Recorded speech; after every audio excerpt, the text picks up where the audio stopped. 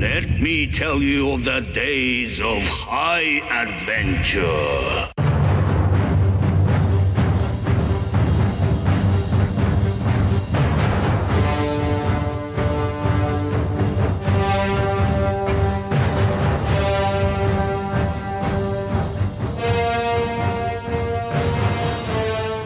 Hey, I'm Kevin. And I'm John. And this is 6 Degrees of Schwarzenegger, the podcast where we take a long, hard look back at some of our favorite action movies from the era of Arnold.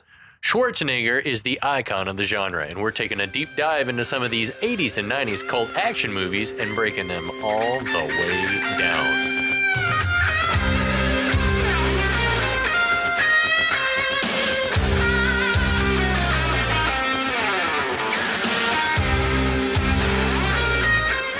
Hi, everybody. Kevin, how are you, buddy? This is the musical episode. Yeah, exactly. I'm feeling great. The beer is helping. Yeah, It's numbing my pain. That's life, right? That's life. That's what people say. Oh, my God. It is the musical episode. It is, yes. If we don't burst into song, yeah, exactly. Okay, so we are back. Hello. Yeah, we hope you guys are doing all right wherever in the world you happen to be. We wish you a happy Thursday here in Atlanta. Big love to our listeners in Germany. Big love to our listeners in Australia and England. We see you guys. If you're a cowboy from Miami, we salute you. Yes. If you're a Buddhist from Providence or an auto like whatever, if you union, work at a Pontiac plant that doesn't exist in Portland. Yeah, if you work for the non-existent Portland Pontiac plant. Hello to you too. We're pleased as punch that you're with us tonight or if you today. Can't tell, we're in high spirits. Yeah. We just found out we're still alive. What does it mean? What does that mean? I don't know. It's deep though. But yeah, we're going to talk some more about one of my favorite guilty pleasures from the 80s/90s, Best of the Best. Right. Love this movie. Yeah, as far as movies goes, it's not the best of the best. but it is a movie. I will say that I watched it.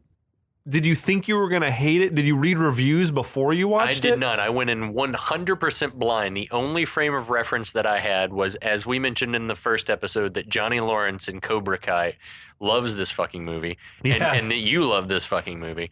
And so what more do you need to know? That was my frame of reference. I went in knowing exactly.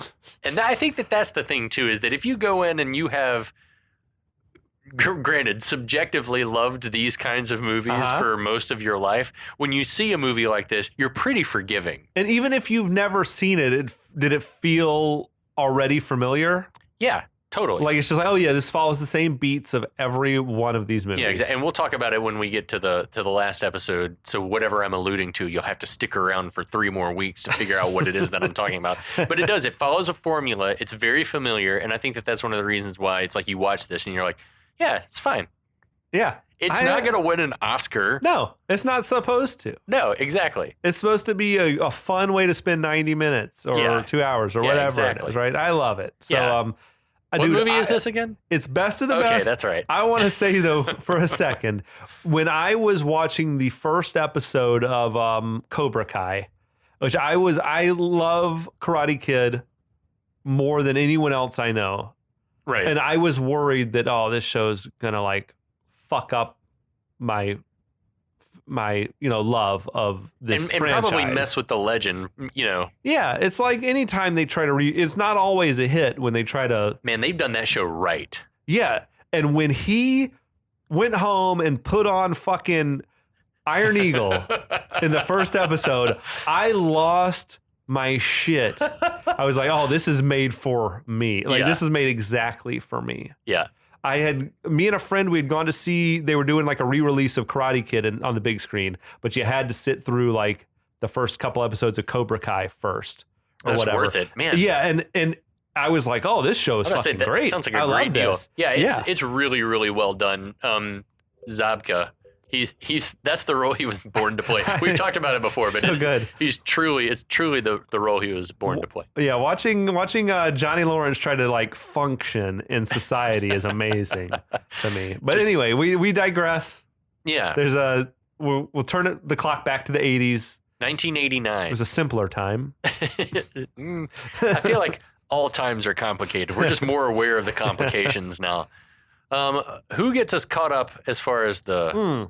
You want to get us caught up? Got you, buddy. Happened? Nothing happened in the last... Like literally very little, yeah. We got, basically there's, I guess, a karate/taekwondo tournament to happen between Team USA and Team Korea. What we're made to understand is that it's not the Olympics or a world championship. It's just like an invitational. Yeah, they say it happens every 3 years later on in the movie, but whatever. Right.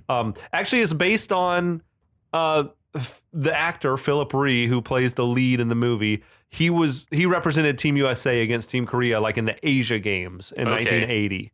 So it's like sort of that's what gave him the kernel of the idea for this Great story. Idea. Yeah, I'm like into it. But so yeah, we got an American team and a Korean team. They're going to face each other in a martial arts tournament. So the Koreans are like a well-oiled machine over in Korea. They've got like 150 dudes they could choose from that are all badasses. Right. And in America, they're having like an open sort of tryout. So I guess it's an invitational, not an open tryout. But right. We meet our 5 guys who go to tryouts. They make the team. There's Sonny Grasso, Virgil Keller, Travis Brickley, who's like a troublemaker cowboy from Miami. We've got Alex Grady. That's so dumb. He's like a sort of a 30-something father from Portland with a bad shoulder who has been away from karate for a few years. He's like the underdog of the underdogs. Yes. Right? And then he's over the hill. And then we've got Tommy Lee, who's like the golden god. Like he's clearly awesome. Best guy on the team. He's a sensei. He teaches kids taekwondo. He's going to be like our star of the team, I guess. Mm-hmm. So those are our team. They're selected by Coach Couzo, played by James Earl Jones, Darth Vader himself. I want to know what you did with the plans you intercepted. Yes. And that's where we're at. They've just been selected to the team. Right. So yeah, after the team selections have been announced, the fighters are all excitedly introducing themselves to each other as they enter a locker room, and they're like media guys snapping pictures. So while the boys are all jawing, Don, the trainer, tries to get everyone's attention, but he's unsuccessful. So Coach Couzo jumps up with his boom and goes, "Howdies!" He tells everyone... Dude, I see this era James Earl Jones, like, I just expect... I'm going to say it probably 100 times the last 4 episodes we're going to do here, but every time I just want to say, baseball, Ray. So yeah, Eddie. Any given moment, I would expect to hear, baseball. People will come, Ray. People will most definitely come. This almost has to be like the follow-up that he did right after Field of Dreams. Right after? Or before. Jesus. And when did Field of Dreams come out? To me, it's like 88, right? That's a great question. It's 88 or 90. This would have been probably either around the same time. Just before or just after. But yeah, like you were saying, like he is the golden goose. He's the draw, the box office draw in this movie. So he tells everyone that's not on the team to get the fuck out. Couzo is a hard ass, telling them to address him as Coach or Mister, and then he pronounces it Couzo. And it was at this moment that we realized that the decision had been made at some point to accent the final vowel, Couzo. Couzo. At least on his part. So Couzo says that starting tomorrow, they are his for the next 3 months, and that apparently means no women, no alcohol, no drugs. You will eat, sleep, and shit competition. That's no fun. No, sounds painful. I need a supplement for that. So Couzo says that there are 2 other rules. Number 1, don't be late. Don't ever be late. It shows disrespect to me, to the sport, and to your teammates. 2, baseball. I just want it. I want it. I need it. Baseball, Ray. People will most definitely come. No, 2. Help me take this mask off. Simba. So we expect you to function as a team, he says. I'll say this only once. A team is not a team if you don't give a damn about one another. So he tells them that they are members of the U.S. Wait, to me, as the story plays out, that's like the theme of the movie. Totally. Definitely. Okay. So he tells them that they are members now of the U.S. National Karate Team, that they represent the United States of America, and their only objective is to win. The guys clap. They're like into Alex and Tommy are like, fuck yeah. I'm not so sure this hard-nosed approach would go over that well. It's that's like the Cobra Kai philosophy, you know, like Sensei Kreese philosophy. I think like a Miyagi or fucking Shidoshi Tanaka or Zien from like it's more of a spiritual balanced, like spiritually balanced, enlightened person is usually the goal. These are Americans, Kevin. They only know victory. Like, run in there and fuck shit up, take shit that doesn't belong to you at any cost. Okay. So he tells them that once they're settled in, Don is gonna come. I love Don's little eyebrow waggle. He's like, hey, like Don. I love Don. Don is a great character. So he tells them Don's gonna take them to town for their last night of freedom before training starts. If some of you are lucky, you might even get laid. Yeah, I love that Don's down to clown. So yeah, he says the bus to town leaves at 1900 hours sharp. How would that have worked? The fucking I don't know. Would they have had to fuck like on the premises, fucking Top Gun style? Yeah. Like, because they're not like gonna leave. We're talking about they're on a shuttle bus or in something, the right? Stall, like something like right on the counter. I don't know. I have this counter in mind. Right. That seems very comfortable. Yeah. So Sonny is confused by the military time. Travis rudely explains it's 7 p.m. Pinhead. I knew that. I knew that. Yeah. So in the hallway, if there was a Stallone in this movie, he would have been Sonny. Yeah, definitely. I knew that. But he wouldn't have been funny. Let's do it. I knew deeper. Yeah. So in the hallway, Jennings is the guy who's on the board. He's heading up the he's like the board of directors of USA Karate or something. Yeah, he's the money guy. Jennings tells Couzo that he wants him to meet someone called Wade. It's someone I met last year, he says, on a trip to the Far East. Quite an extraordinary person, really. Trained in all kinds of things. Psychology, sports medicine, kinetics. Has a new book out now on the power of the mind. Something of a sensei, actually, he says.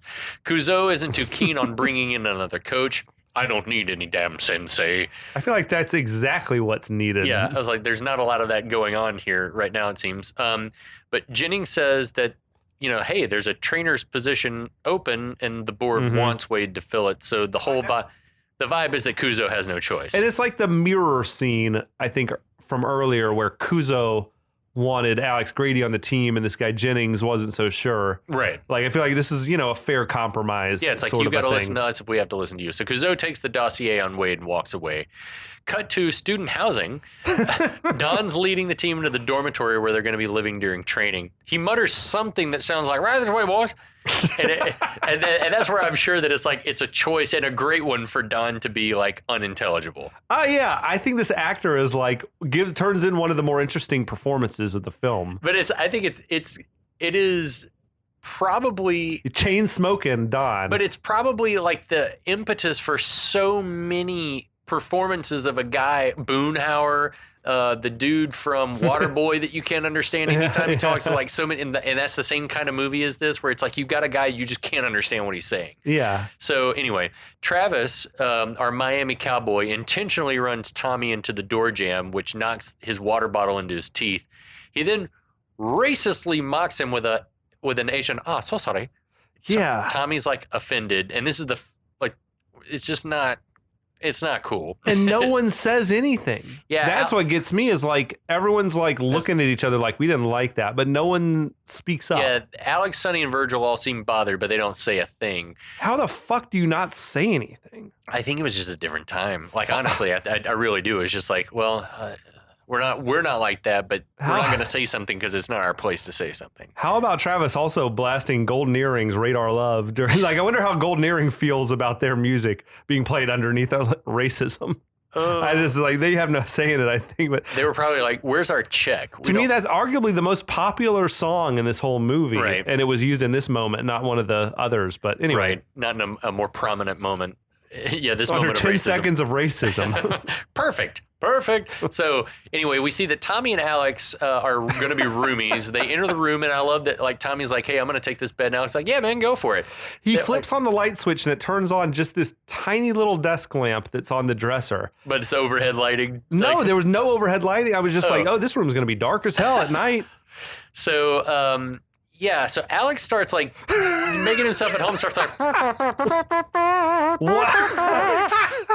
what the fuck is that? I think it was like Eric Roberts. A choice? Yeah, he was probably like, this is what I do when he's dude, like, when I'm in a new place making myself at home. I think it's supposed to make him relatable because normal people make mouth trumpet sounds. No.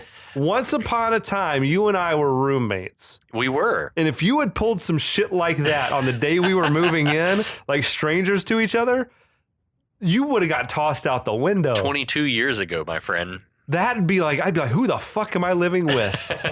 Like mouth trumpets. I don't know. Yeah, so that was strange. As he's giving this little oral concert, he pulls out a framed 8x10 family photo, and as he's setting it down on the nightstand, he goes, subtle, as if to say, ask me about my photo. Such an attention-grabbing move. What the fuck? It's a weird performance he's turning in. I'm fascinated. I really wonder if it was like, Tommy knew he was going to have his back turned, so he's like, "I'll give like a throat clearing, so you'll know when to say something about it." No, I think it was.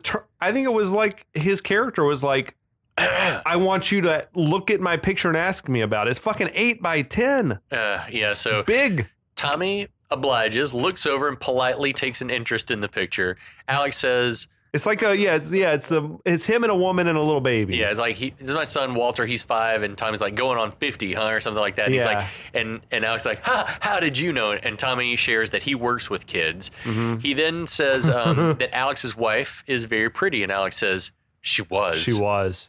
And fucking hell, heavy. I feel like that was the whole point of getting the picture out. He's like, it's like, ask me about my dead. I hope he asked about my dead wife. He's so I like, can say he tells her she died when he was little. He's like, I'm sorry, and he's like, yeah, me too. And then just sort of emotionally walks away. Yeah, we're gonna read later on some big snippets of Roger Ebert's review, but it's like I feel like this is one of those moments that he was probably like, this movie fucking sucks. Yeah, and this is me too. Yeah, it's such a fucking sort of passive aggressive play that he made there. Yeah, so that's apparently enough of that conversation because Alex gets up to go brush his teeth.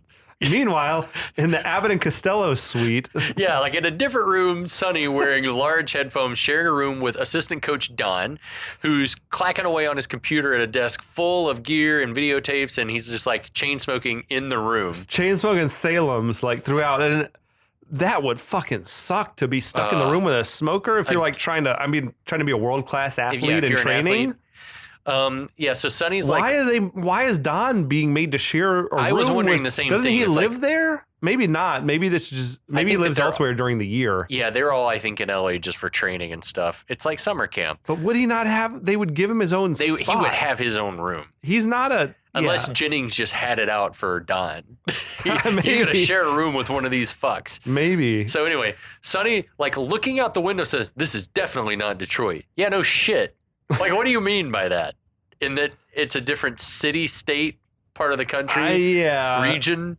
It's part of this running joke about they can't hear each other. Like, so Don rapid fire mumbles that I never been there before. I want to select. See, I think he had a cigarette in his mouth or a pen or something. But still, it doesn't matter. It's like, I've never been to that part of the country before. Detroit, what's it like? What'd you say? Sonny's like, he didn't catch the question, and so Don repeats himself, and then Sonny starts to describe Detroit. He's like, it's what you might call urban. It's kind of post-urban. This is great. This whole this is where I feel like their like script help was like, like those movies of Berlin after the war. Well, that's that's the view out my window, which is there are some parts of Detroit that's for real what it still looks like. It sounds like the RoboCop Detroit. It's come a long way. Yeah, the old city, but so as Don goes in search of an ashtray, Don had a Texas license plate on his shelf with all this stuff, which made me think he must.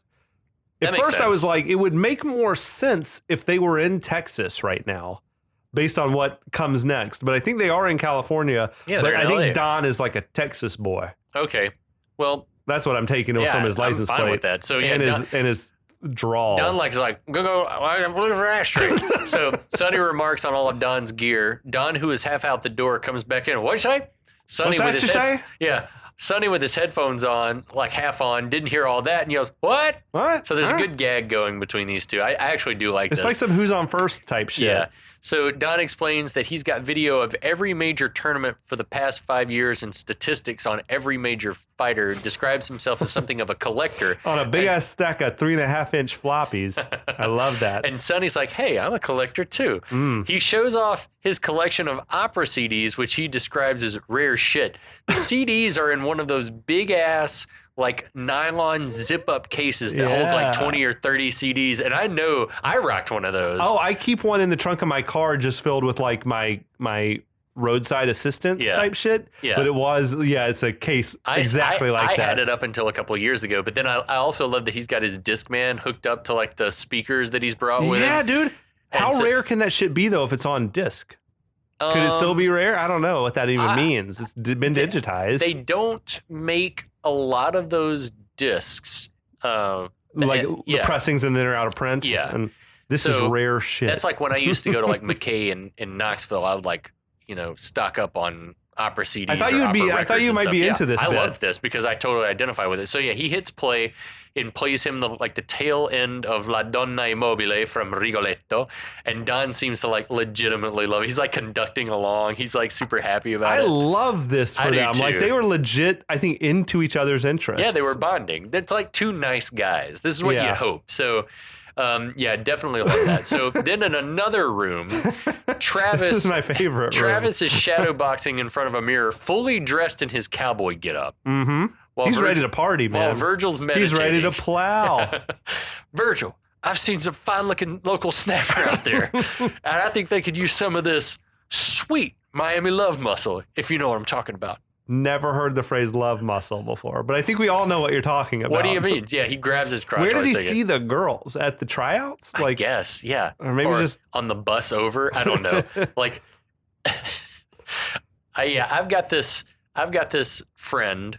I will not call him acquaintance. A friend that I met through another friend that I don't think is listening to this, but it doesn't matter. We'll be out in a public place, and it doesn't matter how conventionally attractive or homely or whatever a human being is. He salivates over every woman. Like every woman is like completely bangable. I love that for him. And I feel like that's sort of Travis. Yeah. Okay. So anyway, Virgil is meditating. He's deep in a trance, does not react. He's like, come on, Virgil. You can do that for 3 months. We're talking about young things. I love that. We're talking about young things. We're talking about inner and outer labia here. Labia. I don't like labia. That's gross. It makes it so much more no, you don't. It's very clinical. Yeah. We're talking about the bus leaving if you don't get up and get dressed. You look like a pinata. Yeah. I love that. He did look like a pinata. Yeah, the pinata line kills me. Yeah.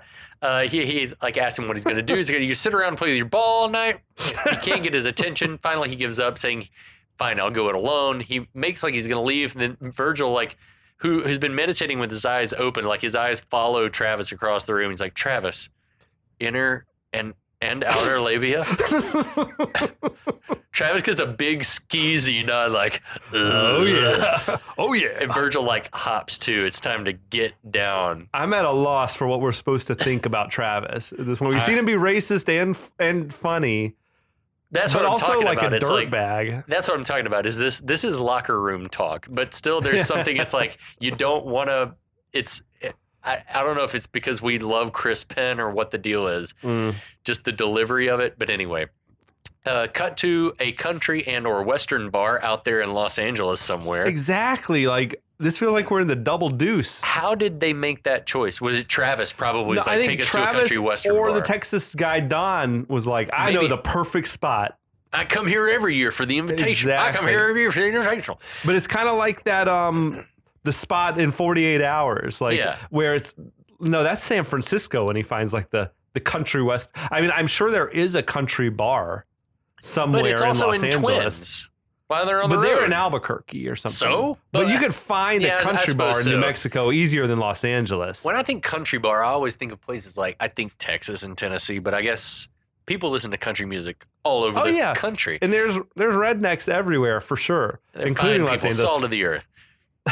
We love you. Yeah. Don't stop listening to the show. We're not talking about you. We're talking about them. So anyway, people are dancing, having a grand time while Travis is surveying the joint, looking for both varieties of labia. Cut to a swarthy looking redneck and his female companion standing in front of what looks like a painting of W.C. Fields. Holding a pool cue and an Minnesota 8-ball. Fats like, what the hell? So the redneck is apparently playing Sonny, who wins that game and holds out his hand looking for his payout. Sonny had the Van Damme like pants on. He the did with pleats. There was like High, wall to wall high. pleats. I love it. Yeah, those were from some Gerbeau, Francois Gerbeau. Meanwhile, Travis has posted up next to the women's restroom. As a young woman heads to the bathroom, he asks, "You going number 1 or number 2?" I fell out laughing when he said that. I did too. You can't say that, but it's hilarious. It is hysterical. I don't know what. I wonder what the real life reaction would be. I think that if it's the right girl, they probably think it's hysterical. But then if it's most women, it's probably like the woman in the movie. Drop dead. Fuck you, asshole. Yeah, it's like, I didn't come to this bar to be like accosted by you, which is true. And it's gross that he's there asking that question next to the bathroom. It's it's not commendable, but it is in its way, because it's a movie and we can suspend our disbelief. We can detach ourselves from the manners. It is funny. So Travis looks proud of himself for this joke. So we go back to the pool table. Sonny does get paid. Meanwhile, at the bar, Virgil's sipping on some brown something in a glass, keeping to himself. Alex and Tommy are sitting beside him. I got to say, Virgil has like a little John thing going on. What do you mean? Yeah. He had that vibe, like your vibe. Yeah. A little bit. What do you mean? Just like do tell. Calm and oh yeah, totally. And like that's my deal at a bar too. It's just like it's a compliment to the two of you. I appreciate that, buddy. Yeah, I think that's I liked Virgil just because he was about his business. Just a very calm demeanor and like serene. Yeah, I love it. And this scene, for as crazy as it is, it's these moments where like these guys are just sitting at the bar dicking around with each other, where I'm like, this scene does it for me. It works. Like, as much shit as other people talk about in some of the reviews that I read. There's some great laughs in this scene too, but also just like the camaraderie amongst like Alex and Tommy sitting at the bar, like chatting, just talking and surveying the scene. So the hot woman that Travis was harassing in the bathroom walks up and tries to get Virgil's attention, and like he turns and accidentally spills his drink on her. The reaction from Alex and Tommy is also, they're like mouthing, they're like wow, speechless. I cannot believe it's unbelievable that this klutz did this. I love that Virgil asks, he's like, did it burn you? And no, I think it was an Irish coffee. Yeah, so she says no, and he complains like, bartender, the coffee wasn't hot enough. It's Irish coffee. I love that. Then Alex is like, what did he say? Like everyone's awkwardly quiet for a moment because they think he's a total space cadet, but then he like cracks a big smile, like letting us know that this was a joke. So she's like, I thought you were serious. He's like, no, I'm Virgil. And she says her name's Carol Ann. So it's like this meet cute is kind of awesome. And Alex is like, turns to Carol Ann. To Tommy. Carol Ann. Of course her name's Carol Ann. She was hella cute. Yeah, she was very, very, very cute. So Virgil asked Carrie Ann to dance. and then Alex like, you burned her hand and she'd love to dance. I loved all this. Alex's like commentary throughout is amazing to me. Did you know the bartender looked like fucking pissed? Like he couldn't believe that this guy was gonna like get to dance with Carol Ann. Like, that's an interesting choice. Like, he was just in the background sort of shaking his head and maybe he'd been trying to make it with Carol Ann. Probably. So that's how I read it. I think that Eric Roberts is the most effective in these like group scenes as far as his acting goes, but we'll talk more about that later. So anyway, Virgil walks Carol Ann out to the dance floor. Travis is in the background looking amused by this, like, wow, okay, fine. We see Don at his booth, like clacking away still on his word processor. What was that thing? I think it is a word processor. Can you see what you're typing at all? Or I think there's like a tiny, tiny little screen. Okay. And there's still manufacturers. They call it a digital typewriter. Okay. But it's the same concept. It's basically just a modernized old word processor. It stores it on some sort of a little. Yeah, I think it probably stores it on a SD card or something, and then you upload it, or it's probably Bluetooth. But he was sort of just like staring off into space and clacking away. Yeah, he is typing and not looking at what he's typing. Sort of like he's got that T9 predict on. He's able to like, anyway, he's a workaholic, Kevin. So he's digging the music. Then we see Travis lock eyes with the woman who's been over with the burly pool playing redneck from before.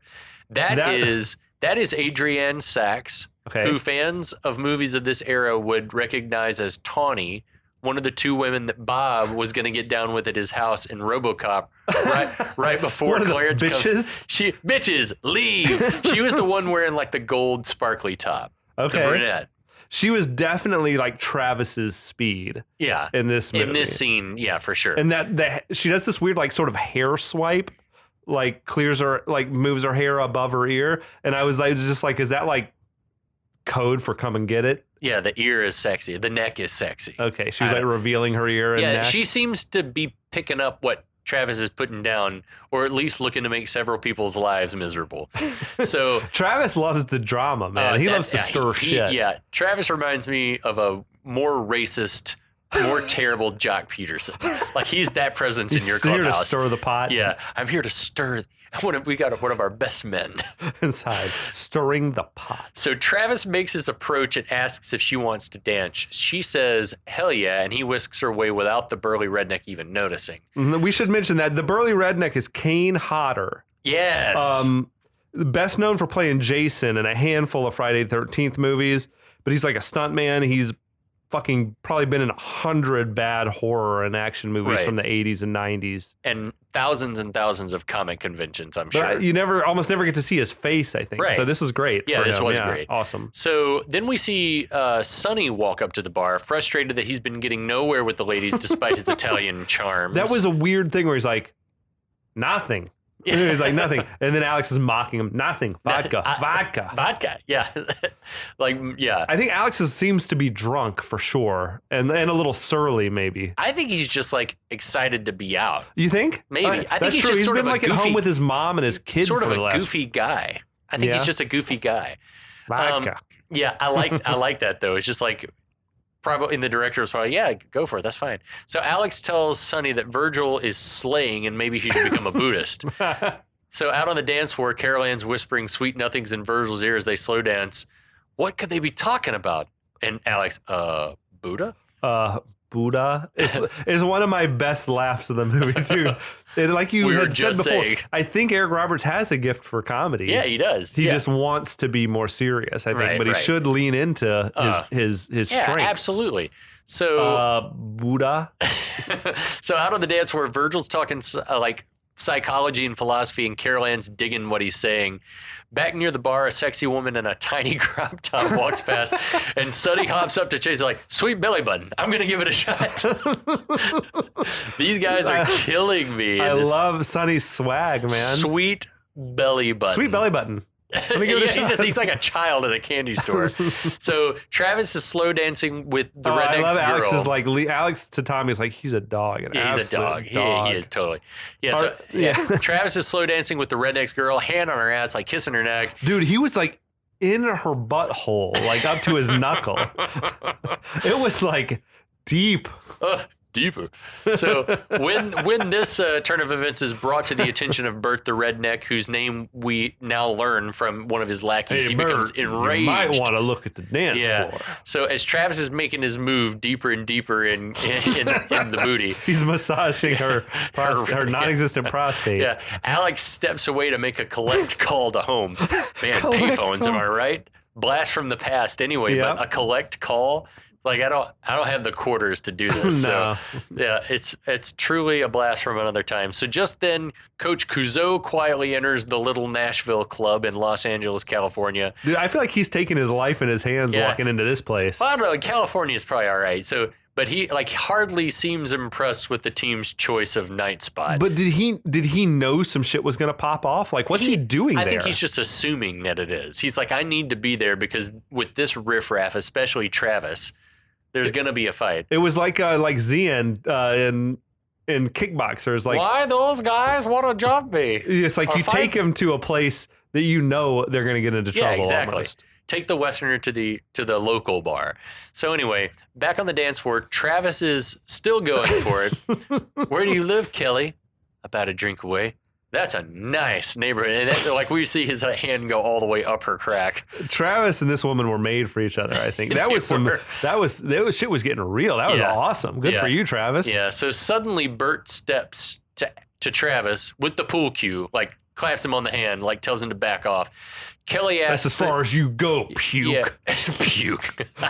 Kelly's like, oh, so you've just now noticed that I've been gone this whole time, and just starts like tongue down throat making out with Travis. This woman is trouble, man. Yeah. Like a fight is inevitable. That's why now. she wants someone to get stabbed. If no one gets stabbed, then she hasn't done her job. I love that she's like, "Go away, Bert." And Travis is like, "Yeah, Bert, go away." Yeah, that shit is, Bert, yeah, go Bert, away. go away. So they go back to dancing, Oh, my and God. Bert grabs Travis by the collar and spins him around, throws a punch. Travis dodges, and poor Kelly catches the full force right in her face. And then he's like, "Shit, baby, I'm sorry." That would destroy her. She'd be dead. Like, it broken her nose a dozen different places. So Kelly is crying hysterically. Travis is like, "Well, that's a good move, Bert. Don't take any lip from her." Like, Shit. He's such an instigator. oh man, yeah. So Sonny and Tommy see it's about to pop off, as does Coach Couzo. Travis turns to walk away, but another redneck breaks a pool cue over his head.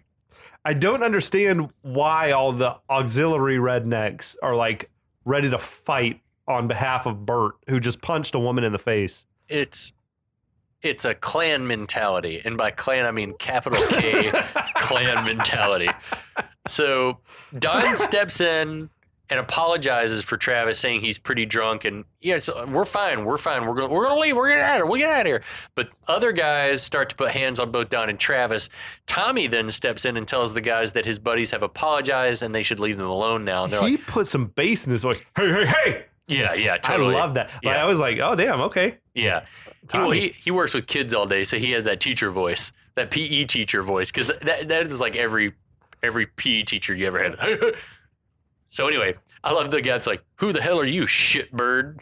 I love things like shitbird, or if none of you have watched the show Reservation Dogs, shit ass is another great Hey, shit ass. pejorative. Don't be a shit ass. Yeah. Lightning quick. Tommy kicks the cigarette dangling out of that guy's mouth. Just the cigarette. That shit was incredible. That stunt was fucking awesome. And the guy is like, Kudos to the stunt man. very impressive. And that's Very impressive. That is true. So Tommy backs out of the situation saying they don't want to fight. They just want to leave. But Bert's like, "I want him. I want his balls." So Travis shoots back, "Yeah, I thought you were missing a pair, asshole." So Bert breaks a beer bottle, and it's like, I guess it's going to be murder then. I guess that's the direction we're going, is that Bert's ready to go to jail. That escalated quickly. Yeah, so Tommy steps in and lays Bert out with a kick to the face. Though the music cranks up too. Yeah. It was a song, "The Devil Made Me Do It," another Golden Earring song. And I was just like, Props to Golden Earring. I didn't realize they had a second song. So Sonny and Virgil jump into the fight. Meanwhile, Alex is still on the phone with Walter, oblivious to the mayhem. Dude, I thought as soon as Tommy dropped Bert with that kick, everybody should have just chilled out. Yeah, they should. Like, holy shit, did you just see what that dude did? Instead, it turned into a scene from Roadhouse. It was Roadhouse. Yeah. Alex is telling Walter, "No, you can't drive the car." Back out in the bar area, Team USA is kicking ass, as you'd expect, especially Tommy. Couzo looks on over his little snifter of cognac. What was he drinking there? He had some brandy? Probably Hennessy. Okay. Probably Hennessy in a little glass. Was this like a team building exercise for him? Yeah, probably. That's what I'm saying. He expected the mayhem. At least as far as the formula of this movie is concerned, that's how it had to go down. Of course. So now more rowdy rednecks are crawling out of the woodwork, but they're getting knocked back just as quickly as they're arriving from the mayhem. Alex is like stays locked in on his phone call. Like, Yeah. let me talk to grandma. Bodies are piling up. Dude, Virgil was fighting dirty. Like, he busted a pool cue over dude's head. I think he stomped on another guy's then balls. he like slung the Tiffany like pool lamp into the dude's face. I think that's what you call being attuned to your surroundings. Sure. It's like know your surroundings. So yeah, from the mayhem, a guy comes like crashing into the phone area, and Alex like says goodbye and hangs up. He steps out into the bar to see Sonny like laying a dude out. Tommy, we see back body drop a guy onto the pinball machine, like causes like an electrical fire. Like sparks flying everywhere. Alex not wanting to miss out. Just like, I love that he's like walking with a purpose down the thing. He's like, yeah. This dude who I don't even think was like looking to fight I anybody. think that dude was probably trying to like Leave. go escape. Yeah. He like clotheslines him. No, it seemed like the whole thing seemed like it was escalating quickly in there. Yeah. Like just somebody was going to get killed Team soon. USA has a bloodlust. So yeah, then Sonny runs a dude's head into a post. This is just like Detroit. I guess. Yes, sure. Don is sort of like softly tries to punch a guy in the chest or something. Yeah, one of the rednecks punches Travis, who at that moment finally seems to recover from the blow to the head. He scoops that dude up and drops him through a table. Alex, if Dalton had stepped out, you would not have been surprised. Yeah, like it would just seem like a scene from Roadhouse. Yeah, exactly. Then Alex kicks the dude through the huge front plate glass window and destroys. That was a huge amount of damage. Yeah, and Jennings is going to get the bill for it. So yeah, Sonny lays out one last guy who crashes into the bar right next to Couzo, who announces loudly that is quite enough and it's time for the team to go. Right? Who's on the hook for all this damage? They Jennings. they just walk out. Jennings. Or no one. They just leave. Maybe no one. The insurance. They all paid cash, and where are you gonna come find us? You got insurance, don't you? Yeah, exactly. So he has to basically drag Travis, who's putting the boots to Bert. It was like some Joe Pesci Goodfellas shit. Yeah, he was having to get dragged away. He couldn't get enough boots in. So Alex throws his arm around Tommy, telling him that at least one of those moves was really good. But Tommy seems forlorn, saying, I didn't want to fight. All I wanted was a beer, but shit happens. Is what Alex said to him. So Ebert made a great point about this scene in particular, where he just said there are zero repercussions, right? It's never mentioned again that this happened. Right. But if the USA karate team had been involved in a barroom brawl, with dozens of people injured, that would have been in the news. Yeah, if they said USA Gymnastics, and maybe it's not as... Gymnastics? I'm saying if USA Gymnastics team, the men's gymnastic team, destroyed a bar and beat the fuck out of some locals in you wherever. Would hear about it. Yeah. They'd be like, oh, fuck. And they would have been they would have been barred from competition, probably. Exactly. This would have been national type headlines. Yeah. Anyway. Not in this movie, my friend. No, we just move on. And with that, we close this second chapter and our exciting rundown of Best of the Best. Whew. What do you guys think? That was action-packed. It really was. I'm heated. I can't wait to hear what's going to happen next. What? I feel like there might actually be some... Are we going to progress the plot anymore? Yeah, still, nothing has changed from the end of the first little episode. Literally, the recap for this next one will be, in episode 2, there was a bar fight. They got into a barroom brawl. They all met each other at summer camp, and then there was a fight. Yes. And if you hear us say that verbatim in the next episode, don't be mad. We warned you. You were warned. Anyway, we'll be back. We'll be back.